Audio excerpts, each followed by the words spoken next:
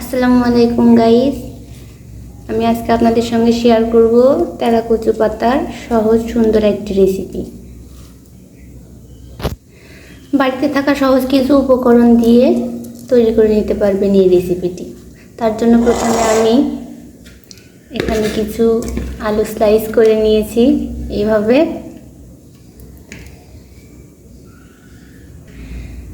এখন আমি এর ভিতরে দিয়ে দিব কিছু পেঁয়াজ কুচি, মরিচ।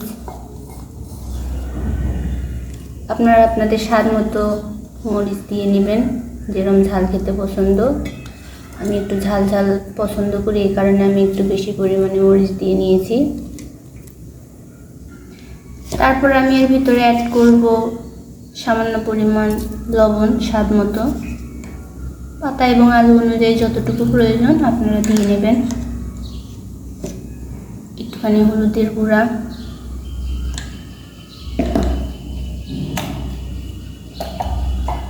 আর দিয়ে নেব তেল।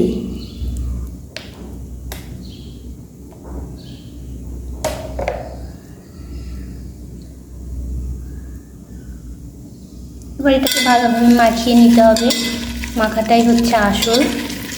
যত সুন্দর করে আপনি এটাকে মাখতে পারবেন তত সুন্দর আপনার চচ্চড়ি তৈরি হবে। এটাকে বগুড়ার ভাষায় আসলে আমরা চচ্চড়ি বলে থাকি। সুন্দরভাবে ভালোভাবে আপনি মাখিয়ে নেবেন এটাকে একদম সুন্দর করে, এভাবে সব দিক থেকে সবগুলো আলু, পেঁয়াজ, মরিচ, তেল, লবণ, হলুদ দিয়ে সুন্দর করে আপনি মাখিয়ে নেবেন। পর্যায়ে দেখবেন এরকম একটা রসালো রসালো ভাব হবে। যখন ভালোভাবে মাখানো হয়ে যাবে বুঝতে পারবেন আলুটা একটু সফট নরম নরম লাগবে। এই সময় আপনি পাতাগুলো এর ভিতরে দিয়ে দিবেন। এভাবে বেশি পরিমাণ হলে অল্প অল্প করে নিয়ে একটু একটু করে মাখায় নেবেন, অ্যাড করে নেবেন। তারপরে আবার একটু করে অ্যাড করবেন।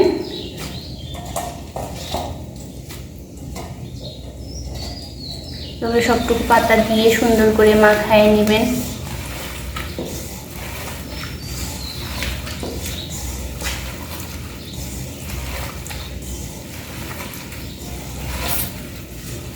আলুর সঙ্গে পাতা সুন্দরভাবে মিক্স হলে সুন্দর করে মিক্স করে নিতে হবে।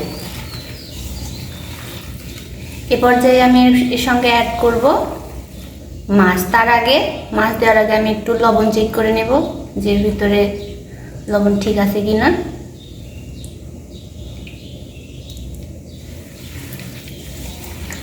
তারপরে এর ভিতরে আমি দিয়ে দিব মাছ। এই যে গাইস, কাঁচা মাছ দিয়ে দিব এর ভিতরে। আমার কাছে একটু লবণ কম মনে হয়েছে। এ পর্যায়ে আমি একটু লবণ অ্যাড করে নেব। আপনারা আপনাদের পছন্দ মতো যদি লাগে তো অ্যাড করবেন, না হলে করবেন না। এভাবে মাখায় নিব।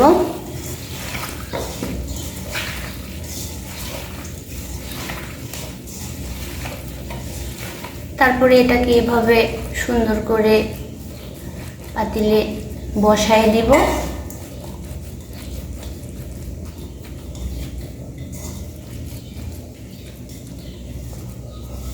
সব দিক থেকে নিয়ে এভাবে সুন্দর করে চেপে চেপে বসায় দিব, যেন উঠা উঠা হয়ে না থাকে।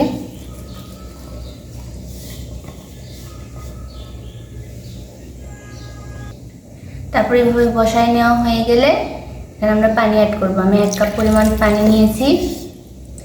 যেহেতু এটা পাতা তাই এখান থেকে পানি উঠবে, তাই এখানে অল্প পানি অ্যাড করতে হবে। আর অল্প পানি অ্যাড করার কারণ হচ্ছে এটা চচ্চড়ির তরকারি, এটা একটু শুকনা একটু নিচে লাগানো, যাকে বলে পোড়া পোড়া হতে হয়, তাহলে এই তরকারিটা খেতে বেশি টেস্ট হয়।